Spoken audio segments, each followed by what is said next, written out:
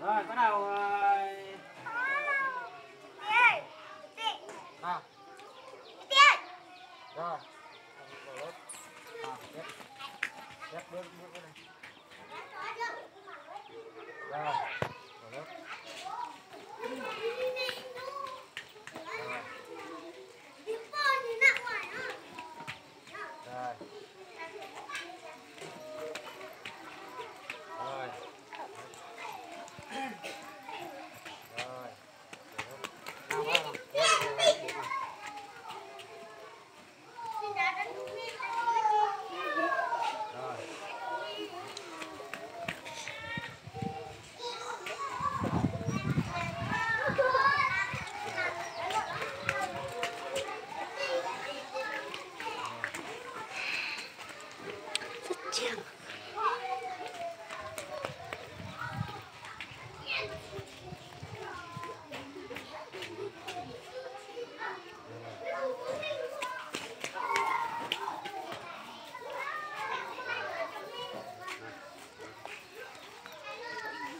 Thắp lại đi.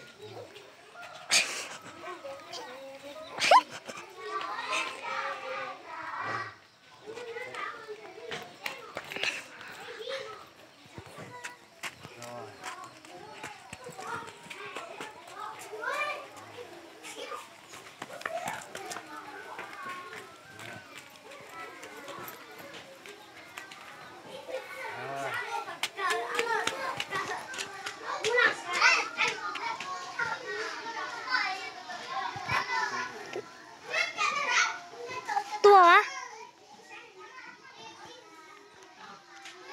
Nào. Quay. Tức là hôm nay là là vào tháng 5. Chúng tôi là các thầy các cô rất chi là mừng và được đón lại trở lại trường và đón các em học sinh đến lớp đến trường bình thường, cho nên là các thầy các cô cũng rất cảm ơn và chia sẻ và cái sự nỗ lực của nhà nước, của Đảng và cái nói chung là nhà nước ta là ngăn chặn cái bệnh dịch Covid-19 là thực sự là phải nói rằng là rất tốt.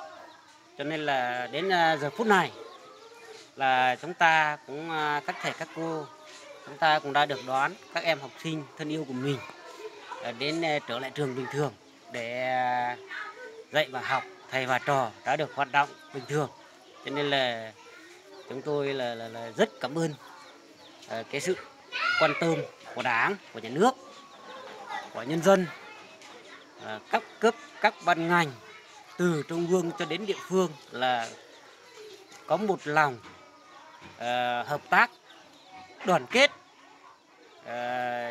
để chống dịch Covid-19, là thực sự là phải đánh giá cao là nước Việt Nam chúng ta là làm cái điều này rất tốt.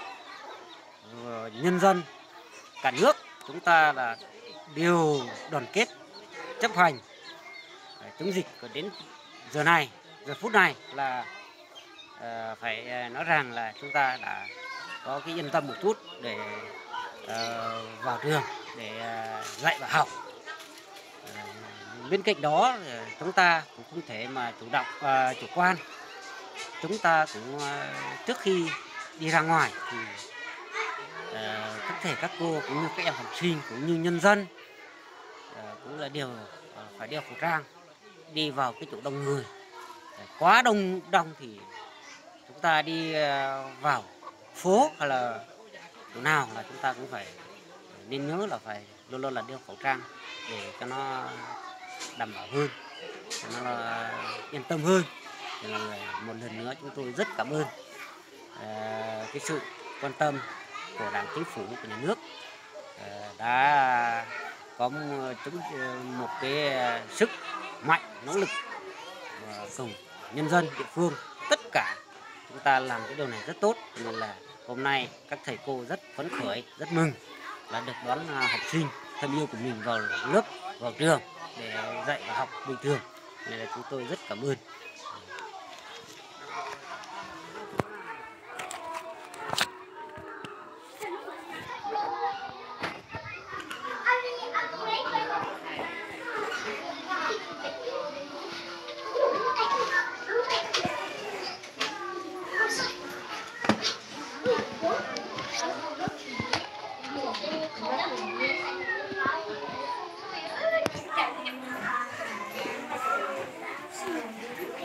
Như vậy là chúng ta ngày nào chúng ta cũng trước khi là chúng ta vào học cũng như ở nhà, đúng không các em? Thứ nhất là chúng ta phải làm cái gì nhỉ? Đầu tiên là chúng ta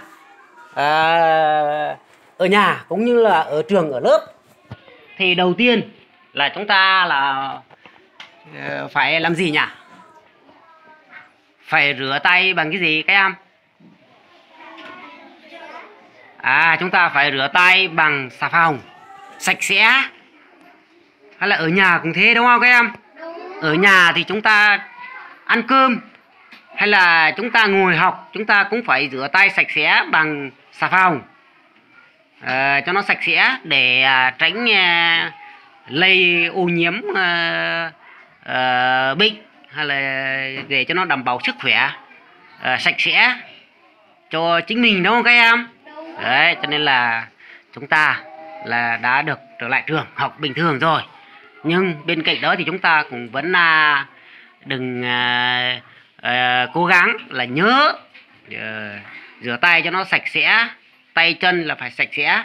Đấy, là trước khi ăn cơm, trước khi vào lớp, vào học là chúng ta phải luôn luôn là nhớ rửa tay, rửa chân sạch sẽ. Mặt mũi thì cũng phải rửa sạch sẽ. Nhớ chưa các em? Rồi, nhớ gì bây giờ chúng ta bắt đầu là vào học nhá.